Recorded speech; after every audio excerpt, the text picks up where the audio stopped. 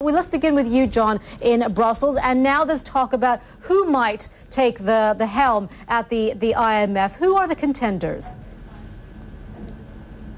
Well, Manita, the first thing is that due process was not allowed to play out, at least for the managing director's role of the IMF, and that is due in part because of the profile built by Dominique Strauss-Kahn in the midst of the global financial crisis. Now we've moved to another phase, Manita. We moved into the phase of the European financial crisis with Greece, Ireland, and Portugal, and the strong belief here is that you can't leave the seat empty. This is the president of the European Commission, José Manuel Barroso.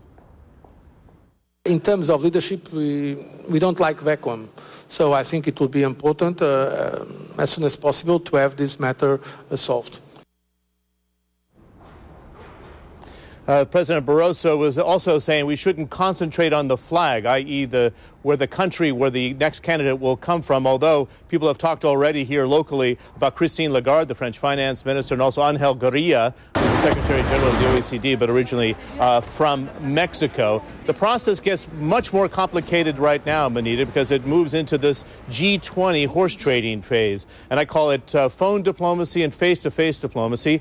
Watch out for the meeting next week with President Obama and David Cameron. That's taking place in the UK, of course. Angela Merkel had bilateral meetings over the weekend that we're aware of. And Nicolas Sarkozy, Wen Jiabao, Momoen Singh, King Abdullah of Saudi Arabia, all different countries that make up this G20 now. China, Saudi Arabia raising their profile and their shareholdings in that process. So it's going to get much more complicated, but it'll be accelerated in the next 3 to 4 days. All right, John, let's go over now to Jim Bitterman in Paris. And Jim, of course, while that's happening on the one side, the political side, let's take a look at how it's also this fallout continues to take place in Paris. Tell us a little bit about, the scandal that continues to rock France.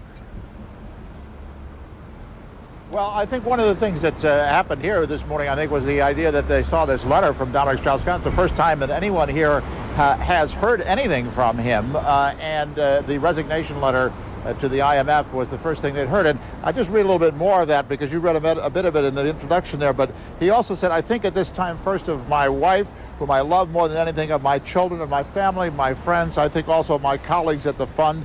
To all I want to say that I deny with the greatest possible firmness all the allegations that have been made against me. So clearly he plans to continue denying everything, and I think that's what we'll probably hear in court this afternoon when he does appear. Now, there's one other interesting development here this morning, and it came out of the newspaper The Figaro.